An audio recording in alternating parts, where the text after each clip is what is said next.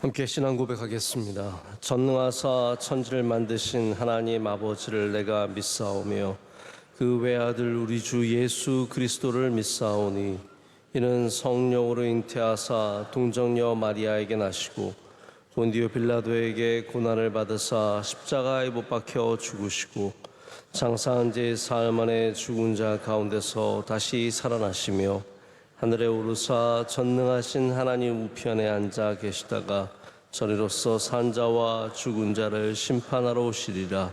성령을 믿사오며 거룩한 공회와 성도가 서로 교통하는 것과 죄를 사하여 주시는 것과 몸이 다시 사는 것과 영원히 사는 것을 믿사옵나이다. 아멘. 함께 기도하실 때 조동환 안수 집사님 기도 인도하시겠습니다. 사랑의 하나님 감사합니다.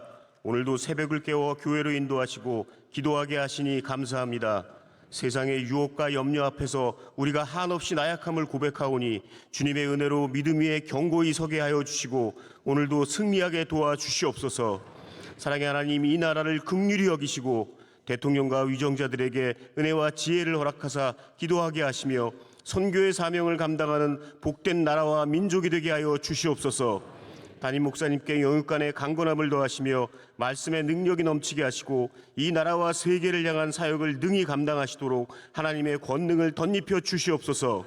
원로 목사님 이전보다 더욱 영육간의 강건함을 허락하시며 군 선교와 비전 사역 위에 함께하사 가시는 곳마다 위로와 소망이 넘치게 하시고 회복과 부흥의 역사가 일어나게 하시옵소서. 추수감사절을 준비하고 있습니다. 준비하는 손길들 위에 함께하사 기도로 준비하게 하시며 합력하여 선을 이루게 하시고 오직 감사가 충만하여 온전히 영광 돌리는 은혜의 절기가 되게 하여 주시옵소서. 복음을 위해 사명 감당하시는 선교사님들과 그 가정과 사역지를 기억하시고 크신 은혜로 함께 하시며 항상 지켜주시옵소서. C채널과 성소병원, MCM 등 수많은 국내외 선교지와 기관들 위해 크신 은혜로 함께 하시며 맡겨진 복음의 사명을 잘 감당하게 도와주시옵소서. 이 시간 담임 목사님께서 말씀 전하실 때 깨달음 주시고 위로와 평안을 주시며 견고히 서게 하여 주시옵소서. 오늘도 동행하시는 우리 주 예수 그리스도의 이름으로 감사하며 기도드립니다. 아멘. 아멘. 함께 마태복음 14장 13절부터 21절까지 말씀 보시겠습니다. 마태복음 14장 13절부터 21절까지 말씀 우리 한 절씩 교독하시고 21절은 함께 읽겠습니다. 예수께서 들으시고 배를 타고 떠나사 따로 빈들에 가시니 무리가 듣고 여러 고을로부터 걸어서 따라간지라.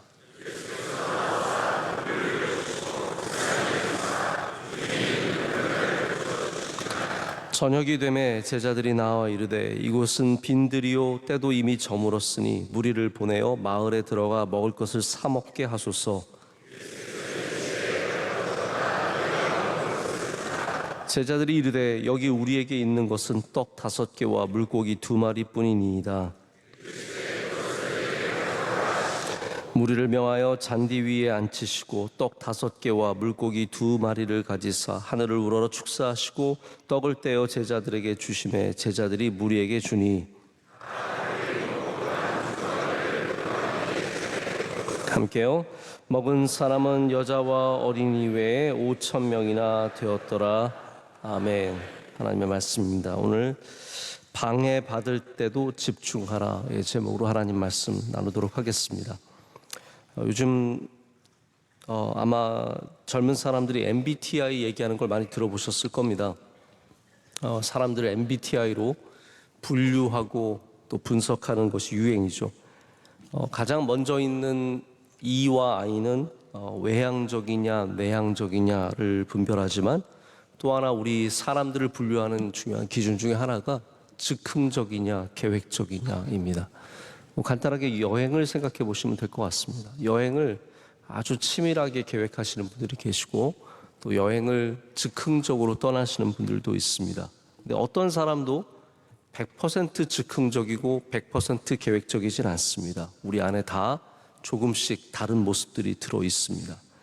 그래서 MBTI는 이제 즉흥적이냐 계획적이냐를 자기의 성향을 이제 조금 알게 되어서 내가 왜 이렇게 선택을 하는지, 내가 왜 이런 부분에 힘들어 하는지를 좀 스스로 판단하고 어떤 부족한 점들은 보완하고 자기 자신을 잘 이해하는 데 도움이 되기 위해서 사용하는 겁니다. 우리가 보통 즉흥적인 사람을 P라고 하고요, 계획적인 사람을 J라고 합니다. 저는 어느 쪽에 있는 것 같습니까? 네, 보이세요? 네, 저는 지저스기 때문에 J입니다. 저는 J 쪽에 좀 치우쳐 있는 사람입니다. 그래서 계획을 하지 않으면 마음이 어렵고 즉흥적인 것들을 조금 힘들어합니다. 네, 제가 목회를 하면서 점점 깨닫는 것은 내가 힘들어하는 것을 안 하는 것만이 답이 아니라 목회를 잘하는 게 중요하다는 생각을 해보게 됩니다. 무엇을 하든 그것이 즉흥적이든 계획적이든 우리가 항상 예수님께 초점을 맞춰야 됩니다. 그것이 목회에만 해당된다고 생각하지 않습니다. 우리가 어떠한 삶을 살든 어떠한 직업을 가졌든 우리가 좋아하는 방식으로만, 내 몸이 와이어되어 있는 방식으로만 살 수 없습니다. 예수님도 오늘 말씀을 보면 방해를 받으셨습니다. 그리고 그런 방해를 예수님께서는 거부하지 않으셨습니다. 오늘 말씀의 시작은 예수님께서 들으시고 라고 시작하고 있습니다. 13절에 들으셨다라고, 뭘 들으셨을까요? 그 위를 보면 우리가 예수님께서 들으신 소식이 무엇인지를 알 수 있습니다. 바로 예수님이 참 아끼고 사랑하는 세례 요한이 헤롯에 의해서 죽임을 당했다는 소식을 들으셨다는 겁니다. 제가 어떻게 세례 요한이 죽었는지를 자세하게 다루지 않겠습니다. 예수님께서는 그 사건을 들으시고 마음이 몹시 아프셨습니다. 그래서 오늘 말씀을 보면 배를 타고 떠나사 따로 빈들에 가셨다라고 되어 있습니다. 따로 빈들에 가셨다는 것은 예수님께서 제자들을 두고 가셨다는 것을 말합니다. 제가 예수님과 세례 요한과의 관계를 깊이까지는 알 수가 없습니다. 왜냐하면 성경이 얘기하지 않고 있는 부분들이 많기 때문입니다.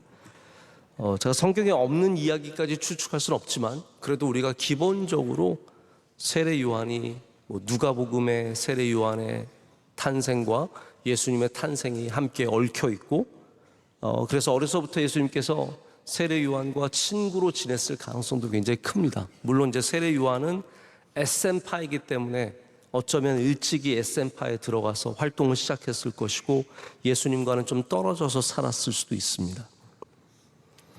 게다가 예수님과 세례 요한은 육촌 관계입니다. 친족으로서 가깝게 지냈을 것입니다.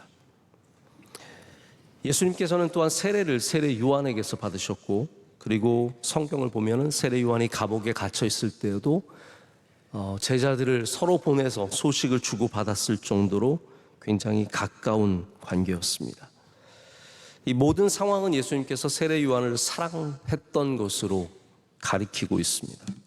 그런 요한이 죽었을 때 예수님께서는 마음을 삭히시기 위해서 그 아픈 마음을 붙잡고 따로 빈들에 가셨습니다. 광야에 가셨다는 거죠. 홀로 계시고 싶을 만큼 마음이 무척 아프셨습니다. 자, 여러분은 혼자 있고 싶을 때 방해를 받고 싶으십니까? 아닙니까? 아마 대부분의 여러분들도 혼자 있고 싶을 때는 혼자 있고 싶을 겁니다. 방해를 받고 싶은 마음이 없을 겁니다. 저희 막내가 어렸을 때, 물론 지금도 어립니다. 더 어렸을 때 이렇게 자기가 기분이 안 좋은 일 있으면 방에 들어가서 문을 딱 닫고 잠급니다. 저희 아내가 저희 막내를 많이 다뤄봤으니까 뭐라고 얘기하냐면, 여보 잠깐만 가만히 내버려 두세요 그럽니다. 잠깐만 가만히 내버려 두시면 괜찮아져서 나옵니다. 정말로 화가 나서 들어갔던 아이가 한 3분 5분만 지나면 활짝 웃으면서 나와요. 중요한 거는 혼자 있고 싶을 때 너무 가서 막 야, 왜 그래, 그러지 마, 괜찮아, 이러지 않는 게 더 중요합니다. 그리고 혼자 울고 싶을 때는 혼자 울게 냅두는 게 가장 좋은 겁니다. 혼자 있고 싶은 마음이란 게 그런 거죠. 남에게 방해받고 싶지 않은 겁니다. 저도 그렇습니다. 많은 사람들을 만나는 거는 기운 넘칠 때도 힘든 일입니다. 그렇지 않겠습니까? 우리가 기운이 있을 때도 사람들을 만나는 건 쉬운 일이 아닌데 특별히 여러 가지로 어려운 마음이 있고 육신이 힘들어서 혼자 있고 싶을 때는 사람들의 방해를 받고 싶지 않습니다. 혼자 아픈 가슴을 갖고 교회 기도실로 와서 울면서 기도하는데 막 옆에 권사님들, 집사님들이 와서 왜 그러세요? 왜 우세요? 뭐 힘내세요? 그러면 절대로 힘이 안 납니다. 울고 싶을 때는, 혼자 있고 싶을 때는 혼자 있어야 합니다. 근데 오늘 이 말씀을 보면 예수님께서 혼자 있기 위해서 빈들을 찾아가셨는데 수많은 무리들이 예수님을 쫓아왔습니다. 그 빈들에 광야까지 예수님이 홀로 계신 그 자리에 수많은 사람들이 와서 방해를 합니다. 세례 요한의 그 죽음의 소식을 삭히고 계시는 예수님께 와서 그 슬픔을 부둥켜 안고 계신 예수님께 와서 방해를 합니다. 어떻게 제가 이 수많은 사람들이 모였는지는 잘 모르겠습니다. 아마 예수님이 여기에 오셨다는 소식을 듣고 그 놀라운 예수님을 경험하기 위해서, 만나기 위해서, 보기 위해서, 듣기 위해서 몰려왔을 것입니다. 이렇게 방해를 받을 때 예수님의 마음은 어떤 마음이셨을까요? 야, 저리 가라. 나 좀 가만히 냅둬라. 그렇게 하지 않으셨습니다. 오늘 14절에 예수님은 방해를 받는 중에도 큰 무리를 보시고 뭐라고 되어 있습니까? 불쌍히 여기사. 불쌍히 여기사. 그리고 그 중에 있는 병자를 고쳐주시고 그 이후에는 오늘 말씀에 큰 물줄기인 오병이어의 기적을 행하십니다. 여러분, 우리가 방해를 받으면 보통 마음이 힘들기 때문에 우리가 갖고 있는 좋음을 상실합니다. 평소에 친절하던 사람도 방해를 받으면요 차가워질 수 있습니다. 평소에 아무리 선하고 좋은 사람도 방해를 받으면 거칠어질 수 있습니다. 평소에 불쌍히 여기고 안타깝게 여기는 마음이 긍휼이 많은 사람도 내 삶의 방해를 받으면 누구보다도 힘들게 말하는 사람이 될 수도 있습니다. 근데 예수님께서는 방해를 받으실 때도 그 불쌍히 여기는 마음이 변치 않으셨습니다. 할렐루야. 그래서 오늘 말씀이 오병이어로 이어집니다. 그 수많은 무리가 병들어 있음을 불쌍히 여기시고 그들의 굶주림을 안타깝게 여기십니다. 야, 이거 귀찮은데 굶어도 싸지. 이게 아니시라는 거죠. 빈들에서 무리들을 위해서 산으로 올라가셨고 잔디 위에 사람을 앉히시고 그들에게 말씀하시고 고치시고 먹이셨습니다. 방해받을 때도 변치 않으시는 예수님의 모습, 예수님의 참 사랑과 긍휼의 모습을 우리는 볼 수 있어야 합니다. 우리는 대부분 방해를 받을 때 흔들립니다. 제가 그렇습니다. 우리가 갖고 있는 좋은 성품을 잃어버립니다. 방해받은 것에 집중하다 보면 부정적이고 나쁜 것들이 내 안에 없는 것까지도 막 나오게 됩니다. 여러분, 그렇기 때문에 우리는 이 방해라는 것을 우리의 삶의 평온을 깨고 내 계획을 무너뜨리고 나의 평안함을 파괴하는 것만으로 봐서는 안 됩니다. 우리는 좀 다른 시각을 가질 수 있어야 합니다. 방해가 나를 힘들게 하는 것만이 아니라는 거죠. 여러분, 성경을 보면 방해는 하나님께서 일하시는 방식 중에 하나입니다. 하나님은 우리를 방해하시는 분이십니다. 우리의 평온을 깨뜨리고 우리의 계획을 무너뜨리고 우리가 갖고 있는 생각들을 다 바꾸십니다. 우리는 우리의 삶에 걸어가는 길의 패턴들, 내가 갖고 있는 익숙함, 나의 패턴, 나의 삶의 방식. 아, 나는 계획적인 사람이야. 나는 이런 사람이야. 나는 내향적인 사람이야. 내가 갖고 있는 나의 틀을 하나님께서는 방해하실 때가 얼마나 많은지 모릅니다. 내향적인 사람인데 밖으로 불러내셔서 막 일을 시키십니다. 제가 저희 교회에서 일하시는 많은 성도님들을 바라보면 성격대로만 일하는 거 아닙니다. 다 주님이 부르셨기 때문에 일하는 것이지 내 성격과 상관없이 일하는 것이죠. 내가 원하는 대로 되는 것을 방해라고 하지 않습니다. 내가 계획한 대로 되는 것을 방해라고 하지 않습니다. 여러분 여행을 해보셔서 아시죠? 여행을 해보면 방해투성입니다. 처음 끝까지 방해되는 일들이 많습니다. 어떤 여행은 날씨가 방해합니다. 정말 몇 년을 돈을 모으고 준비해서 갔는데 종일 비만 오는 거예요. 계속 비만 오고 비바람 치고 태풍이 올라와서 꼼짝달싹 못하고 방해합니다. 어떤 여행은 비행기가 갑자기 결항이 됩니다. 저도 지난번에 아프리카 가나 갈 때 두바이에 홍수가 났잖아요. 여러분 두바이는 비가 오는 곳이 아니에요. 1년 내내 내려봤자 8cm 오는 곳인데 그 전날 밤에 80cm가 와가지고 완전 아무것도 못했지 않습니까? 거기에 갇혀가지고 하루를 보내고 그 다음날도 비행기가 뜨냐 마냐 그래가지고 엉망진창이 됐습니다. 그럼 뭐 목사가 가면은 다 비가 기다려 김하나 목사 지나갈 때까지 기다려 이러지 않습니다. 비는 준비되면 오는 겁니다. 우리가 예약했던 여행사가 망해서 없어지기도 하고 가서 다치기도 합니다. 여러분 여행도 방해를 많이 받는데 우리 인생에 얼마나 많은 이런 일들이 있겠습니까? 평온이 깨어지고 내가 계획했던 것들이 틀어지고 원치 않았던 비가 오고 계획했던 비행기가 사라지는 일은 얼마나 많겠습니까? 여러분 그때 우리는 그 상황 속에 개입하시는 하나님을 신뢰하고 평온이 깨어지지 말아야 합니다. 우리의 삶이 방해받을 때 예수님처럼 여전히 불쌍히 여길 수 있는 그 흔들리지 않는 마음을 가져야 된다는 것이죠.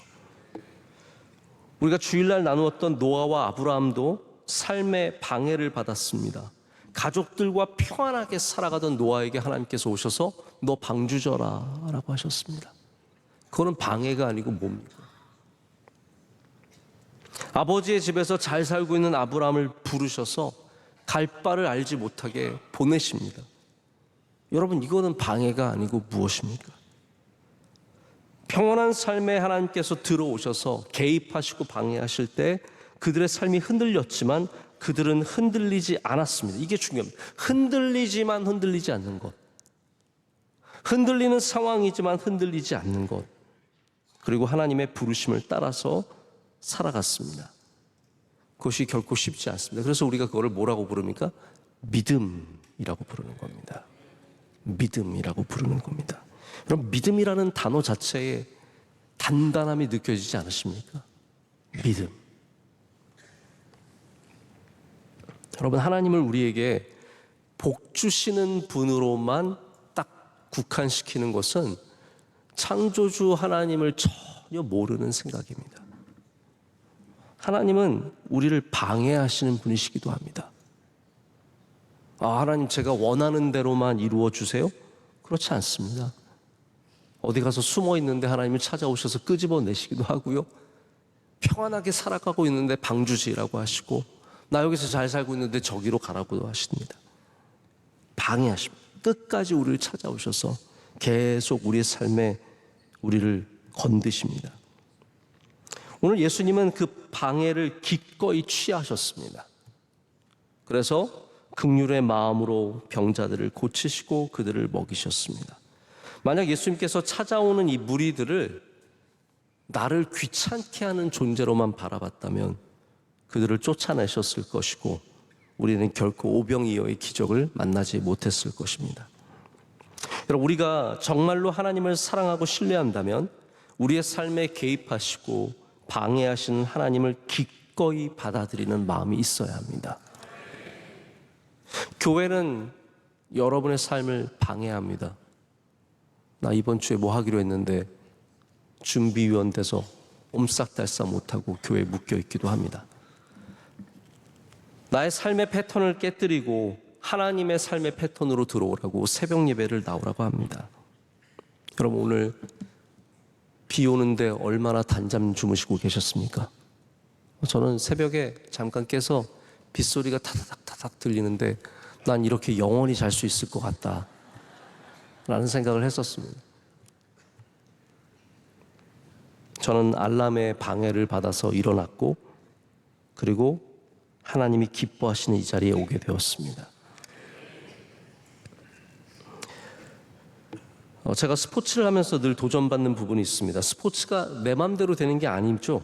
뭘 해도 그렇습니다. 제가 농구를 해보면 패스를 제가 잘했는데 상대편에게 끊기기도 하고, 또 제가 못해서 끊기기도 하고, 슛을 잘 쐈는데 림에 맞고 엉뚱한 대로 튀기도 합니다. 근데 내 맘대로 된다고 이기는 게 아니더라고요. 제가 승리하는 과정들을 보면은 내 맘대로 안 됐는데도, 엄청나게 방해를 많이 받았는데도 여전히 승리하는 것을 많이 경험하게 됩니다. 여러분, 우리 인생이 내 맘대로 되어야, 내 계획대로 되어야 승리한다는 생각은 빨리 접어야 합니다.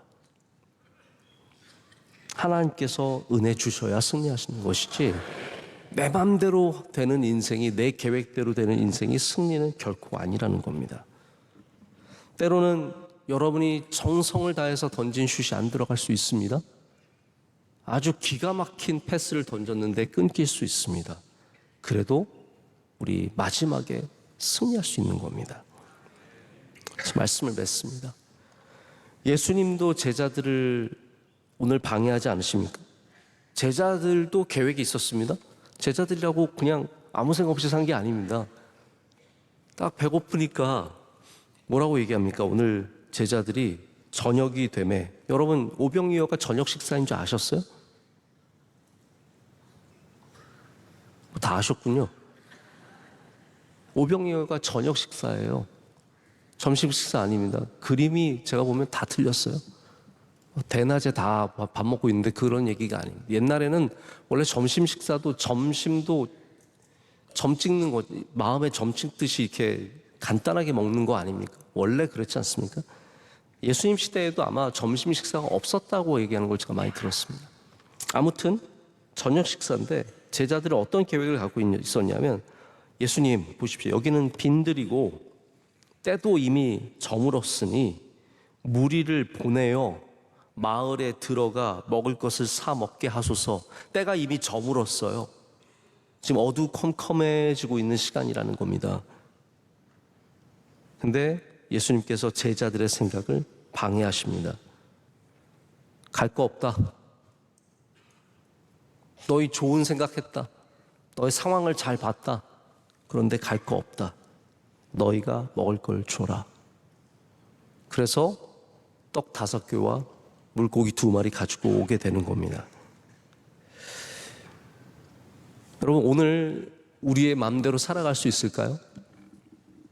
우리가 세상을 판단해서 때가 저물고 우리는 빈들이고 마을에 들어가서 먹을 거를 사 먹으면 될 것 같은 계획을 갖고 있지만, 오늘도 사실은 예수님께서 우리의 계획을 방해하실 수 있으십니다. 우리의 평온을 깨실 수 있습니다. 우리의 계획을 바꾸실 수 있습니다. 그러나 그 이유는 우리를 방해하시는 것이 아니라 바로 기적을 일으키시기 위하심이었다는 것을 잊어서는 안 됩니다. 오병이어의 기적은 이렇게 방해받으신 예수님을 통해서, 방해하시는 예수님을 통해서 일어나게 되었습니다.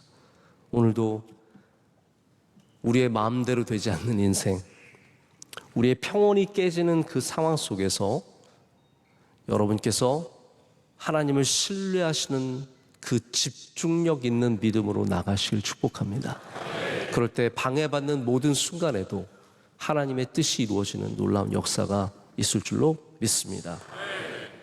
오늘 저희 교회에 늘 종종 찾아오시는 진주노회에서 노회장, 동반위원회 위원장님, 서기 총무, 또 여러분들이 오셨습니다. 우리 전 노회장님까지 오셨는데 잠깐만 일어서 좀 우리 박수로 감사드리고 축복하겠습니다. 감사합니다.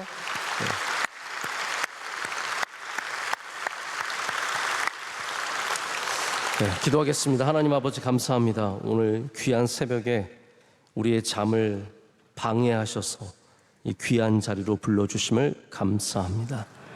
하나님, 인생이 어떻게 우리의 마음대로 되겠습니까? 우리가 잘못하는 것도 많고 또한 하나님께서 우리의 계획을 바꾸시고 하나님의 계획으로 인도하실 때도 많습니다. 그때마다 예수님께서 불쌍히 여기는 마음을 변치 않고 가지신 것처럼 우리도 하나님을 향해 갖는 믿음이 변치 않게 하여 주시옵소서. 하나님, 이 시간 주의 사랑하시는 귀한 종들의, 백성들의 기도에 간구에 응답하여 주셔서 하나님, 우리 모두가 응답받는 삶을 살게 하여 주시옵소서. 나라와 민족 위에 은혜 내려 주시오며 한국 교회 위에 은혜 내려 주시오며 명성교회와 함께하여 주시오며 모든 가정마다 주의 복을 더하여 주시옵고 오늘도 이 시간 친히 우리를 만나 주시며 은혜 내려 주시옵소서. 선교사님들 지켜주시고 기관들 위에 은혜를 더하여 주시며 하나님, 추수감사절 준비하는 가운데 감사의 마음이 넘쳐나게 하시고 준비위원회, 위원장님, 교육자 모두에게 성령 충만케 하여 주시옵소서. 사랑하시는 원로 목사님, 그 많은 사역들을 넉넉히 감당할 수 있는 새 힘과 능력 날마다 허락해 주실 줄로 믿습니다. 오늘 기도하신 집사님 기도를 기뻐 받아 주시고 흠양하여 주시옵고 한없는 복을 그와 그의 가정에 내려 주시옵소서. 오늘도 마침내는 승리할 줄로 믿습니다. 우리와 동행하여 주시오며 어디를 가든지 하나님께 집중하는 믿음 가져서 흔들리지 않는 믿음으로 살아가게 하여 주시옵소서.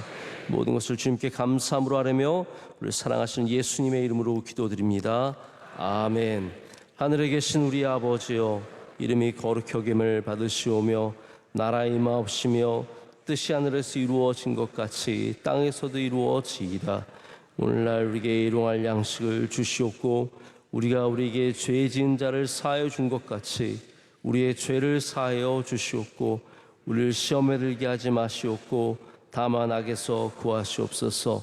대개 나라와 권세와 영광이 아버지께 영원히 있사옵나이다. 아멘.